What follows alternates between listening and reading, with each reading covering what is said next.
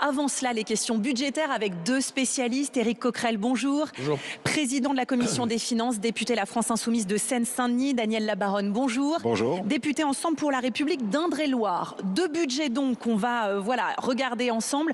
Tout à l'heure, Stéphanie, les députés vont voter une toute dernière fois sur le budget de la sécurité sociale.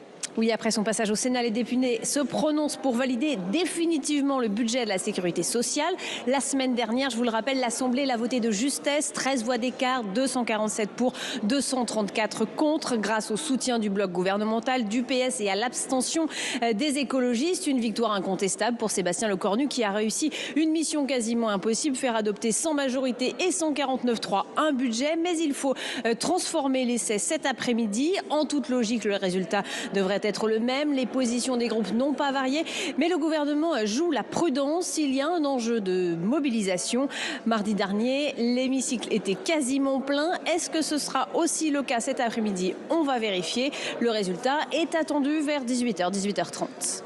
Merci beaucoup Stéphanie Despierres et Éric Coquerel. Même vote que la semaine dernière, même résultat, ou est-ce que des choses peuvent bouger? Déjà, j'espère pas. Non, j'espère que ça ne sera pas le même vote et qu'on battra ce projet de loi de finances de la sécurité sociale. Vous l'avez dit, il n'y a que 13 voix, donc notamment avec... pour moi, des voix de députés dont j'aurais attendu autre chose. Je pense notamment aux abstentionnistes du côté écologiste. Et donc, jusqu'au bout, on va mettre, je le dis très clairement, la pression en termes d'échange d'arguments pour faire, oui, bien sûr, pour faire en sorte que ceux qui ont été élus sur les mêmes bases que nous, un programme du NFP qui défend l'hôpital public, votent selon leur mandat, j'allais dire. Daniel Labaronne, puisqu'on va parler du budget de l'État, mais là, ce vote tout à l'heure, c'est une formalité ou est-ce qu'il y a vraiment un risque d'accident?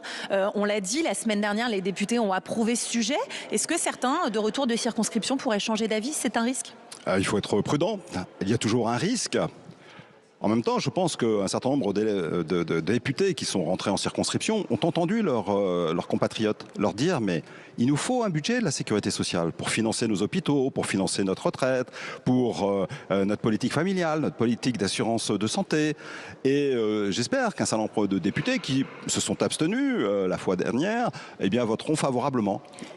Éric Coquerel parlait de son camp à gauche avec les écologistes. Est-ce que vous, par exemple, les députés Horizon, un certain nombre ont voté pour, mais d'autres se sont abstenus?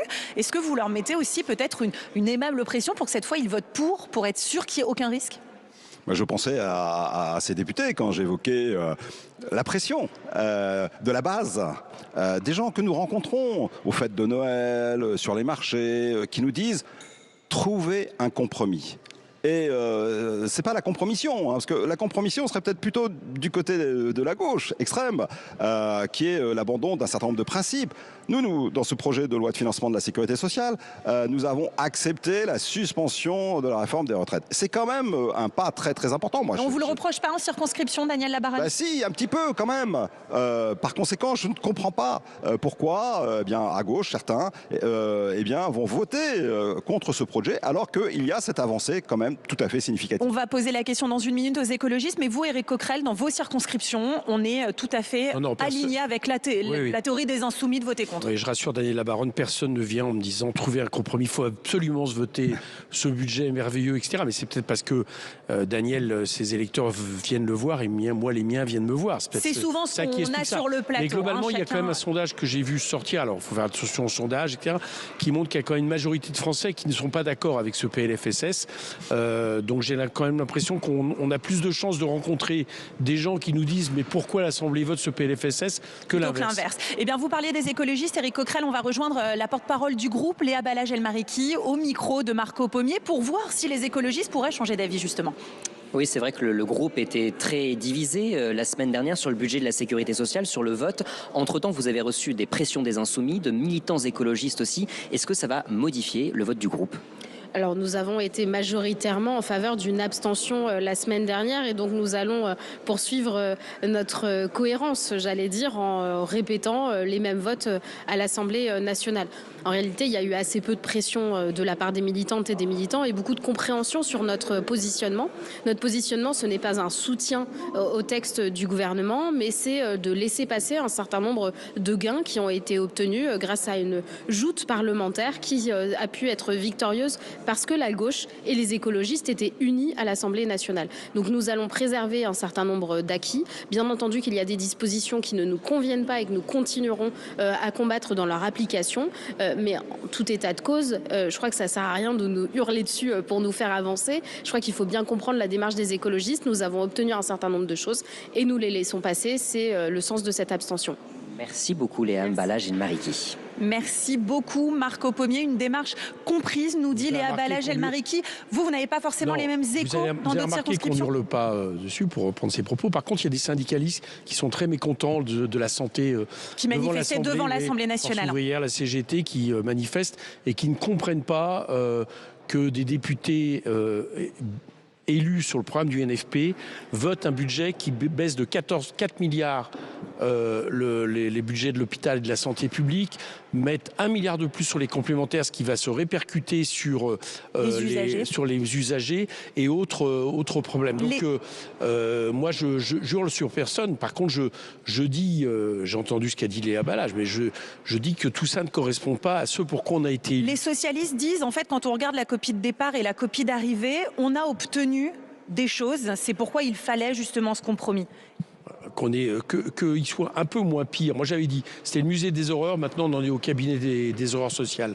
Voilà. Mais ça ne suffit pas à voter pour un budget qui règle en rien la question de l'autonomie, la question du troisième âge, qui, je vous le dis, continue des coupes budgétaires dans l'hôpital dans une situation catastrophique, et qui, c'est normal, est défendu par le socle gouvernemental. Daniela Baronne est dans son rôle. Par contre, je ne vois pas comment des gens qui ont voté qui ont été élus sur les bases de notre programme. Du nouveau Front populaire. Daniel Labaronne, la semaine dernière, vous aviez certainement suivi en direct, en intégralité sur LCP le vote. L'hémicycle était plein, il y avait 574 votants, donc certains députés peuvent avoir des délégations. Il y a un enjeu de mobilisation. On vous a rappelé quand même tous ceux qui ont voté pour en disant soyez bien là aujourd'hui, parce qu'il faut confirmer l'essai.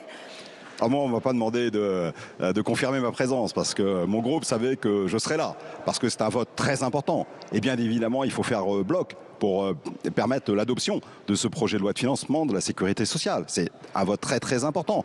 Donc on ne peut pas être absent de cela. Et ça, on vous l'a bien rappelé dans votre groupe?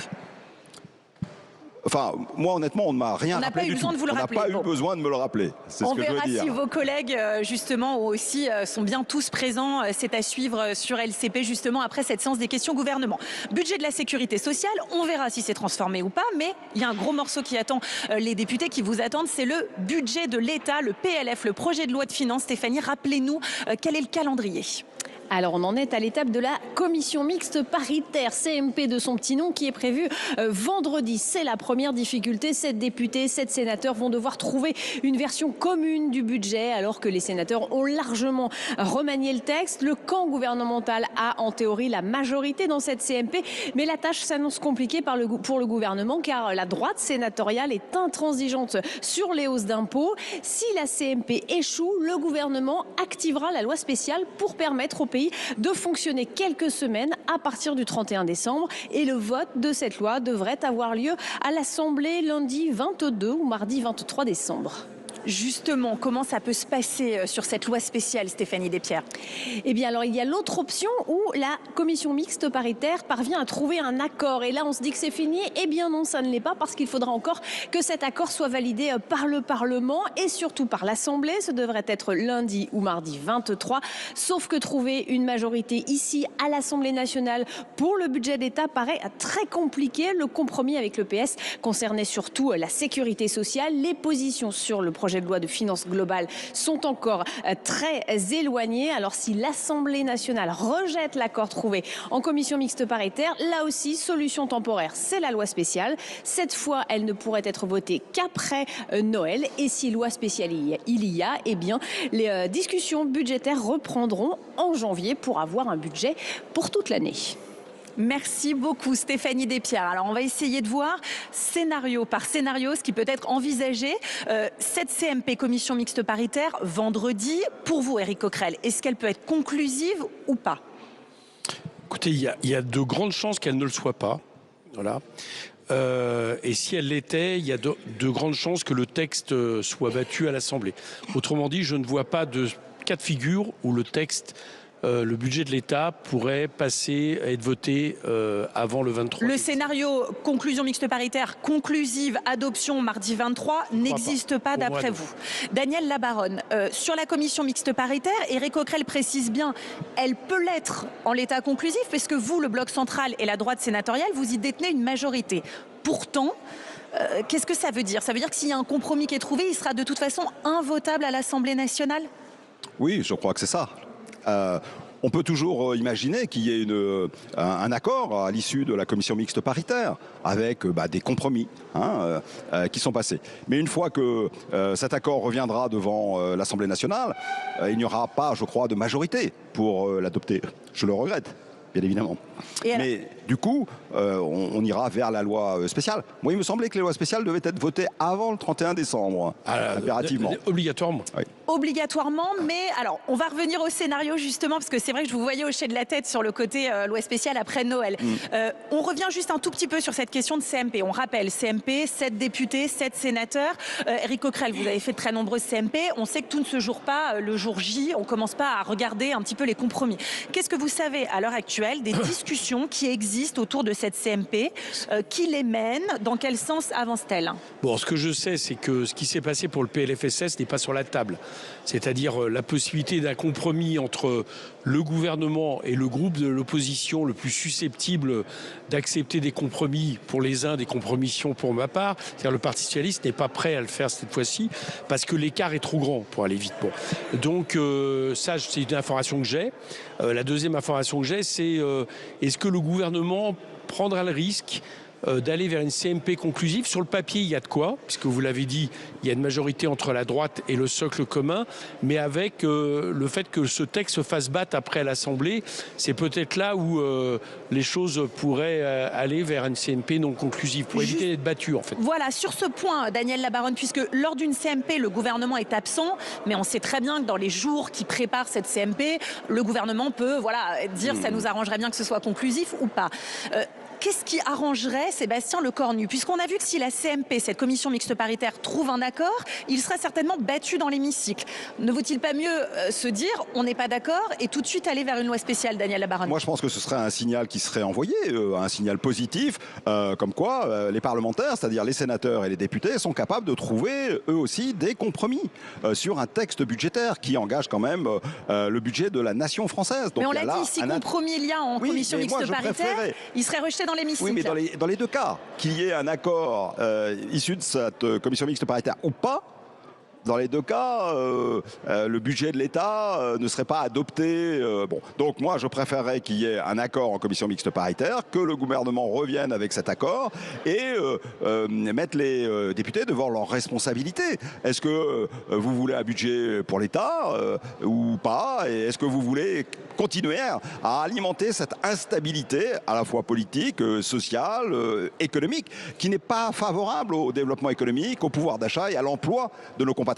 Éric Coquerel, est-ce que ce serait aussi jouer sur ce temps, c'est-à-dire avoir une commission mixte paritaire conclusive vendredi ou samedi, un texte proposé devant les députés le 23 décembre? Est-ce que c'est une façon aussi pour le gouvernement, on arrive à l'approche des fêtes de Noël, de dire, de jouer un petit peu la montre en disant finalement, là si vous le votez, on peut partir tranquille, on peut passer à autre chose en janvier. Si vous ne le votez pas, attention, la suite, ça veut dire siéger. De bois. Ce matin, en conférence des présidents, où on parle du calendrier. Réunion avec tous les présidents de groupe, présidents de commission. À discuter du moment où on mettrait la loi spéciale que autre chose. Voilà. Ça actait selon vous un échec pour vous dire à quel point tout de la commission mixte paritaire. Et la loi spéciale pourrait du coup, je vous le donne comme information, finalement être soumise le 22 au soir si la CMP n'est pas conclusive, et si la CMP est conclusive, s'arranger pour qu'il soit éventuellement soumis dès le 23, donc plus tôt que prévu. Et c'était manifestement l'option qui est retenue. Pourquoi?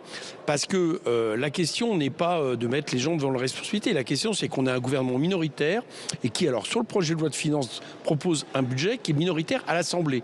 C'est pas le fait que la commission mixte paritaire y retrouve un peu plus d'air parce que ça, c'est lié avec le Sénat. Donc ça qu'elle aboutisse ou pas, de toute façon, mais le texte. À l'Assemblée, il n'y a pas de majorité pour un budget dont je rappelle qu'il rabote les budgets de la plupart des ministères, notamment le travail, l'écologie, le développement, la culture, le sport. Et ça, pour vous, c'est certain. Les socialistes ne pourraient pas. Oui, c'est impossible. Impossible. Oui, parce que entre ce qui est mis sur la table, de ce que je sais, et ce que le gouvernement est prêt à céder, et surtout est prêt à céder en gardant quand même les votes de LR, de Horizon, voire du socle commun, l'écart est trop important. Je vous rappelle que c'est un texte qui a eu 477 voix contre, une voix pour. En première lecture. L'écart est trop important. Daniel Labaronne, il y a cette question, et je vous la pose en toute naïveté peut-être, est-ce que le fait d'avoir ces fêtes de fin d'année qui approchent, est-ce que ça joue aussi dans l'opinion des députés de se dire, attendez, moi j'aimerais bien que tout soit fini le 23, ou alors est-ce qu'il faut siéger le 24, le jour de Noël, le 26, le lendemain,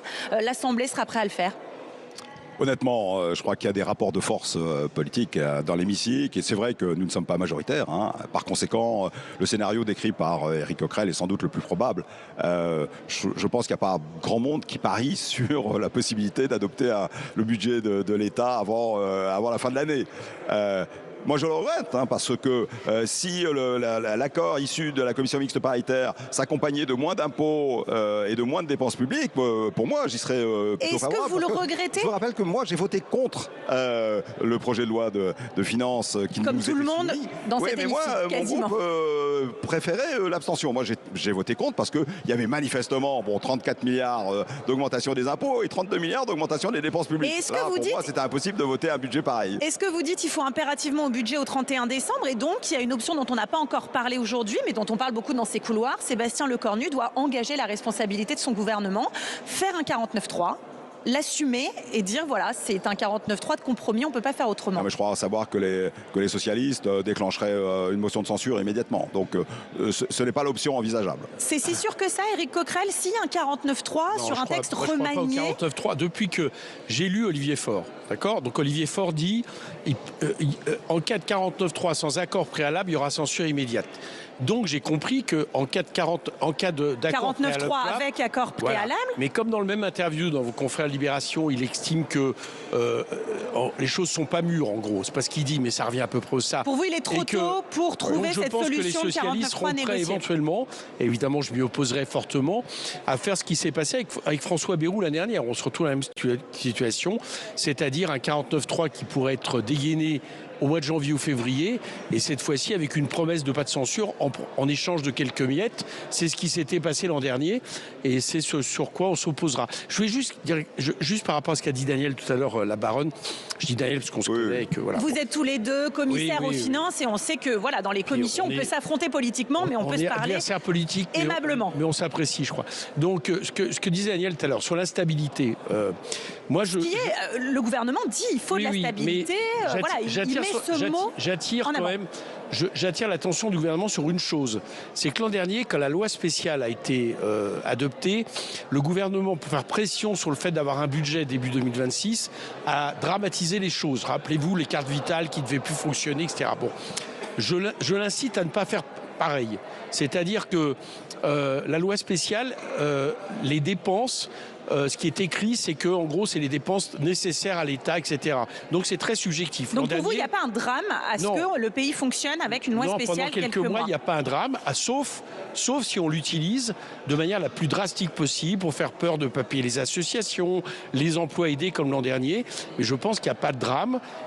Voilà. Donc j'incite le gouvernement à ne pas jouer ces dramatisations parce que ça peut se retourner, y compris sur le climat économique. Sur cette loi spéciale, puisqu'on a compris que... Mais quand même une nécessité parce que il faut autoriser l'État à lever l'impôt à partir du 1er janvier et à lever des emprunts sur le marché financier. Il n'y aura pas de problème sur la loi spéciale. Tout le monde sait qu'elle passera. Comme vous deux, vous avez l'air de dire qu'un des scénarios quand même très privilégiés, c'est cette loi spéciale. Justement, comme l'année dernière, loi spéciale à minima, 2 articles qui peut passer en quelques heures. Il n'y aura pas de débat politique dessus, Éric Coquerel? Moi, je tenterai de faire ce que j'ai fait l'an dernier. La présidente de l'Assemblée m'a prévenu ce matin qu'elle le déclarait irrecevable parce que j'avais estimé que dans l'esprit de la loi spéciale, si on garde les mêmes impôts, pour moi, moi, si on touche les mêmes personnes. Sur le barème de l'impôt sur le revenu. J'avais proposé que le barème soit indexé. Elle avait déclaré irrecevable. Je le tenterai de nouveau. Mais sinon, effectivement, c'est les seuls débats qu'il peut y avoir. Danielle Labaronne, donc en tout cas, si une loi spéciale est proposée à l'Assemblée, entre Noël et jour de l'an ou un peu avant Noël, a priori, ça passera comme une lettre à la poste. Ensuite... Ça passera, oui. Ça passera. Alors, ensuite, question. Éric Coquerel dit on peut fonctionner avec une loi spéciale, il ne faut pas dramatiser. Sauf que le gouvernement a l'air de dire que la loi spéciale, c'est quand même pas une situation idéale. Qu'est-ce que ça provoquerait chez vous? Quelles seront les conséquences d'après vous? Moi, je pense que le scénario qu'a évoqué Éric Coquerel est le scénario le plus probable. C'est-à-dire que dès la rentrée, après les fêtes, il va y avoir des négociations avec les différentes formations politiques. On rediscutera du pour budget. essayer de trouver un compromis sur le budget de l'État. Qui permettent de le rendre acceptable ou qui permettent de le faire adopter sans qu'il y ait une motion de censure qui soit votée. Bon, donc moi je salue l'action du Premier ministre et d'Amélie de Montchalin, ministre des Comptes publics, dans leur capacité justement à vouloir négocier, à vouloir discuter. Vous avez envie, vous, de rediscuter d'un budget à la rentrée prochaine? On voit là, les députés ne discutent de ça quasiment que de ça depuis le mois de septembre. Vous confirme. Mais bien sûr, nous sommes là pour travailler. Nous sommes au service de la nation française et il n'y a pas de plus bel engagement. Et par conséquent, moi, si on me demande de revenir entre les fêtes de Noël et les fêtes et le 1er de l'an, je reviendrai. Éric Coquerel, y compris tout de suite après le 1er de l'an, même si on sera un peu fatigué peut-être, mais on revient. Moi, je reviendrai. LCP sera là également. Éric Coquerel, avant d'aller voir ce qu'en pensent les socialistes, vous dites la loi spéciale, on peut fonctionner quelques mois avec. Mais ça veut bien dire qu'après, il faut le vote d'un budget en bonne et due forme. Qu'est-ce qui vous fait dire qu'à l'approche des municipales, quand tout le monde sera bien tendu aussi politiquement, il y ait plus de compromis possibles sur un budget ici à l'Assemblée? Plusieurs choses. D'abord, les Espagnols, ça fait 3 ans qu'ils fonctionnent avec une loi spéciale. J'ai pas l'impression qu'économiquement, ça aille plus mal que nous. Bon. Donc ça dépend comment vous envisagez la loi spéciale. Maintenant, effectivement, il est quand même préférable de ne pas rester avec une loi spéciale toute l'année, d'avoir un nouveau budget. Mais pour moi, je resterai sur le même principe à la rentrée. Je ne suis pas d'accord avec l'idée que mieux vaut un mauvais budget que pas de budget du tout. Voilà, et donc ça sera... Mais vous êtes d'accord que la situation sera encore un peu plus compliquée que l'année dernière, que cette année? On sait que cette année, il y a eu la censure de Michel Barnier, puis après, tout le monde a accepté de se remettre autour de la table, les socialistes de ne pas négocier. Cela dit, la différence avec l'an dernier, là je me place du côté du gouvernement, elle est paradoxale. Le gouvernement est beaucoup plus minoritaire que l'an dernier. Beaucoup plus minoritaire. On voit même qu'avec ce qu'on appelle le socle commun, c'est plutôt une mosaïque commune parce qu'à certains moments... Mais il a réussi à ne pas être censuré, alors que M. Barnier avait été censuré. Et donc il se retrouve paradoxalement avec une situation où il peut, j'ai l'impression, avoir pour encore moins cher les socialistes. Moi, c'est un peu mon sentiment, ce qui est un grand regret pour ma part. Alors justement, est-ce que le gouvernement pourra acheter moins cher les socialistes? Demandons-leur. Arthur Delaporte est au micro de Marco Pommier. On parle de budget. Marco Pommier, qu'en dit Arthur Delaporte? Oui, Arthur Delaporte, déjà pour bien comprendre, vous avez réussi à négocier avec le gouvernement de Sébastien Lecornu sur le budget de la sécurité sociale, mais vous ne trouvez pas de compromis finalement sur le budget. Pourquoi? Est-ce qu'il y a une cohérence? Il y a deux choses. Déjà, il y a le budget qui sort du Sénat, qui est encore pire que le budget initial qui était catastrophique. Donc il y a une difficulté du côté du Sénat qui a fait quelque chose d'irresponsable, c'est qu'il a fait des cadeaux de Noël aux plus grandes fortunes au lieu de faire l'inverse, c'est-à-dire d'aller chercher un peu d'argent. Il a produit un budget qui est encore plus déséquilibré, avec plus de 5 points de déficit, alors qu'il fallait le limiter théoriquement à 5 points. Donc voilà, on a une droite sénatoriale irresponsable, et donc difficile de trouver partant de là un chemin d'entente. Donc maintenant, la question c'est est-ce que le gouvernement veut vraiment faire passer un budget? Mais dans ce cas-là, ça sera bien plus difficile que sur le projet de loi de financement de la sécurité sociale qu'on a réussi à expurger de ses principales horreurs. Donc voilà, et aujourd'hui, moi j'ai du mal à voir le chemin en effet sur le budget de l'État. Donc s'il y avait une loi spéciale fin décembre, on reparlerait du budget en janvier. Et là, qu'est-ce que vous dites au gouvernement? Faites un 49.3, utilisez le 49.3 et on vous soutiendra derrière s'il y a des mesures de gauche dans le prochain budget qui sera rediscuté en janvier. Vous savez très bien que nous, on a toujours dit au gouvernement qu'il fallait renoncer au 49.3. Et c'est d'ailleurs la renonciation au 49.3 qui nous a permis de faire la suspension de la réforme des retraites, de faire 1 milliard d'euros de plus pour l'hôpital public dans le budget de la sécurité sociale. Maintenant, la question c'est qu'en est-il pour le budget? Est-ce qu'un tel compromis est atteignable? À l'heure où je vous parle, force est de constater que le gouvernement ne le cherche pas vraiment et c'est malheureux. Et donc, voilà, je vois pas comment nous on voterait pour le budget de l'État à l'heure où je vous parle est tel qu'il est. Et je ne souhaite pas un 49.3 parce que le risque c'est que le gouvernement tombe s'il n'y a pas de bouger significatif. Merci beaucoup Arthur Delaporte. Affaire à suivre donc. Affaire à suivre. Affaire à suivre, Marco Pommier. On essaye évidemment sur LCP, sur notre site internet, nos réseaux sociaux et à l'antenne d'essayer de vous expliquer tous ces scénarios. Il y a une chose dont on n'a pas encore parlé, la motion de censure. Éric Coquerel, est-ce que votre groupe en déposera une de manière certaine? Dans quelles conditions? Alors, premièrement, si jamais il y avait un 49.3, vous avez compris, j'y crois pas, mais là, évidemment, on le ferait tout de suite. Ce serait de droit, de toute façon, d'avoir une motion de censure. Si le texte, soit la CMP n'est pas conclusif, soit il est rejeté, ça veut dire que le texte continuera en janvier. Dans ce cas, on attendra janvier pour déposer une motion de censure. La seule chose qui peut peut-être nous faire changer d'avis, c'est le vote du président de la République pour le Mercosur, qui pourrait là entraîner une motion de censure selon son vote. Mais donc là, c'est une information, il n'y aura pas de motion de censure sur le budget d'ici la fin de l'année, sauf si 49.3. Sauf si 49.3 et sauf si les choses se précipitent au niveau du Mercosur de manière très négative. Justement, une dernière question d'Anaëlle Labaronne, puisque dans la deuxième partie de cette émission, on va énormément revenir sur la crise agricole. Cette tension sur le Mercosur, Éric Coquerel en parlait. Moi, un député du Bloc central me disait, moi, ça me fait beaucoup plus peur, ces questions de Mercosur, que les questions du budget, puisqu'on peut très bien voir une majorité ici à l'Assemblée contre le Mercosur et donc contre un gouvernement qui signerait l'accord. Écoutez, la question du Mercosur est une question très, très compliquée, très délicate. Moi, je pense qu'en l'état, il ne faut pas adopter ce traité de libre-échange avec les pays d'Amérique latine. Mais c'est un risque de censure ici, si jamais le gouvernement signerait. Est-ce que c'est un risque politique? Il y aura un dépôt, je vous le dis. Si M. Macron votait pour le motion de censure, il y aura un dépôt de notre part. Certains disent, c'est même plus grave que le budget. À la limite, la question du budget, elle est politique, on connaît à peu près les scénarios. La question agricole, elle est beaucoup plus abrasive. Je pense que le président de la République et le Premier ministre ont été assez clairs en l'état. Cet accord n'est pas acceptable pour la France. Et vous ne pensez pas sur le budget, donc pas forcément de risque de censure d'ici la fin de l'année? Non, là, honnêtement, on va aller vers une loi spéciale. Ensuite, il y aura des négociations pour essayer de trouver un compromis permettant que... alors, moi aussi, j'ai lu dans Libération des propos intéressants. Peut-être qu'un compromis permettrait aux socialistes de s'abstenir s'il y avait une motion de censure. Enfin, bon, voilà. Écoutez, chaque jour suffit sa peine. Là, cet après-midi, c'est le vote du projet de loi de finances de la sécurité sociale. Moi, je souhaite vraiment qu'il soit adopté. Vous l'avez dit, on va déjà voir si cette haie est franchie. Et sinon, on peut continuer à parler du budget toute l'année prochaine, Éric Coquerel. Oui, mais je suis assez d'accord avec Daniel Labaronne. Je sais que des fois, les gens ne comprennent pas tout ce qu'on fait. Le budget, c'est une émission centrale de l'Assemblée nationale. Mais vous comprenez aussi que certains députés disent oui, bien sûr. On devrait peut-être passer sur d'autres textes, la loi sur la fin de vie qui était censée revenir également. Bien sûr. Mais je veux dire par là, le temps passé sur le budget n'est pas un temps perdu. Merci beaucoup Éric Coquerel, merci Daniel Labaronne.